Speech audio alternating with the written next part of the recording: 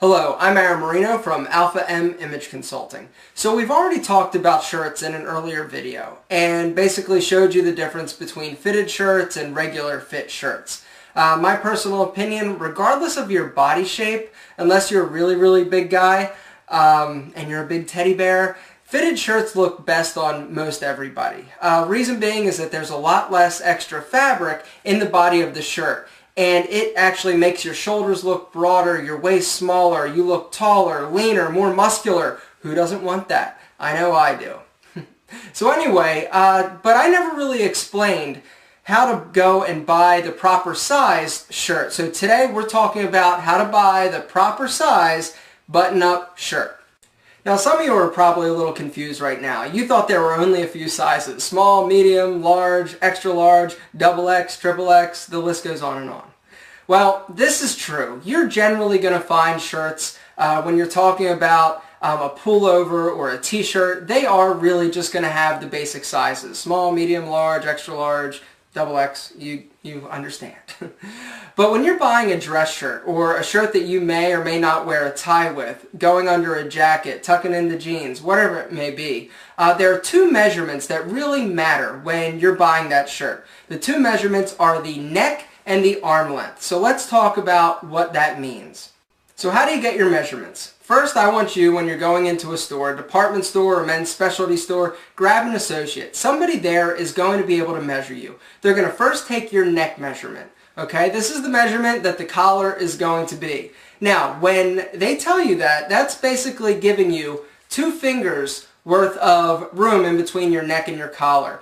If you can fit your whole fist down there, guess what? Shirt's too big. If it's strangling you and very uncomfortable when that top button is buttoned, the shirt's a little bit too small. Generally, shirt collars are going to come in half sizes. You can find them like 14, 14 and a half. That's a pretty small neck. But it's generally going to be like 14, 14 and a half, 15, 15 and a half, 16, 16 and a half. You get the idea. Typically up to about 20. Now, if you've got a neck larger than 20, you are a stud and you're built like a bull. And there are some guys, one of my good friends actually has like a 20 and a half inch neck. He has to go somewhere special for his because it's kind of tough to find them off the rack. Alright, so we've got our measurement, our neck measurement. They measure you. Me personally, I'm a 15 and a half. If I got a 15, it'd be a little bit too snug. A 16, it would look probably like the shirt's a little bit too big on me. So 15 and a half for me. Next, what they're going to do, they're going to measure your arm. Start in the middle of your shoulder blade, go to your shoulder, all the way down to your wrist. This is going to be your arm measurement. So, they're going to tell you, me, I'm a 15 and a half, 32, 33. Arm measurements generally come in 32, 33 or 34, 35, and that's typically like a large, or a little bit bigger, 36, 37, 38, something like that. Anyway, it's been a while since I've shopped for shirts with really long monkey arms. I'm just kidding. You don't have monkey arms. You're probably proportionate. Anyway, so they're going to tell you your size. Aaron, you're a 15 and a half, 32, 33. Great. What do I do with this knowledge? I go look for shirts. So, I go to the rack. I see all these shirts that I like. I'm going to look for the fitted dress shirts. Kenneth Cole is a great selection. Michael Kors also has a fantastic selection, but they're not actually labeled as fitted, but they do fit more like a fitted shirt than a non-fitted shirt. Anyway, you're going to find your size. You're going to look. Now, typically, these shirts are going to be in wrappers. But once you find a style and a brand that actually works with you, typically, you're going to be able to just go into the store next time, find that same size and that same brand, buy it, and you're going to be okay. If you're trying a new size on or a new brand on for the first time, I want you to take that shirt in the wrapper into the dressing room, unpin it, unwrap it, and try it on.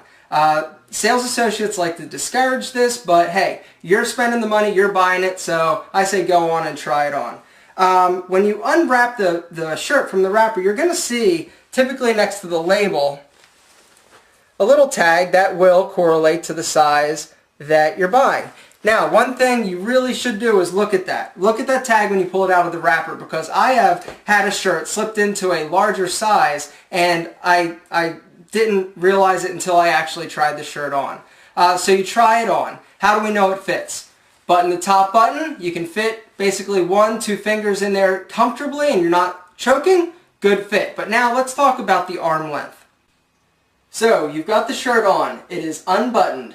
Hand smack down at your side. What should you be looking for? You basically want about half to an inch worth of skim between that big knuckle on your thumb and the shirt. Okay? If it's hiding your thumb, guess what? Shirt length or arm length is a little bit too long. If you hold it down and you see basically your whole hand, guess what? Shirt sleeve's too short, and this next exercise will really prove it to you.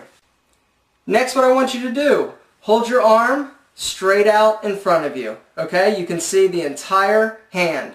This tells you, guess what? The shirt is the proper length. Okay, if you see some of your wrist, shirt's a little bit too small or too short. If you still see or can't see all of your hand, guess what? Shirt length needs to be changed. So you might need to go down a size in shirt length. But there's one more thing you need to know. If you're going into a sort of designer store like a Express for Men, they're not actually going to list the arm length with their shirts. What you're going to find is a tag that looks like that. We've got the neck size, which is between 15 and 15 and a half.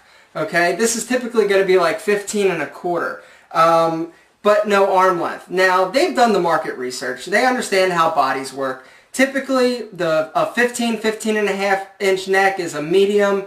They're assuming that most people don't have some freaky, crazy body weirdness going on with their arms that are down to their knees. Does it happen? I'm sure.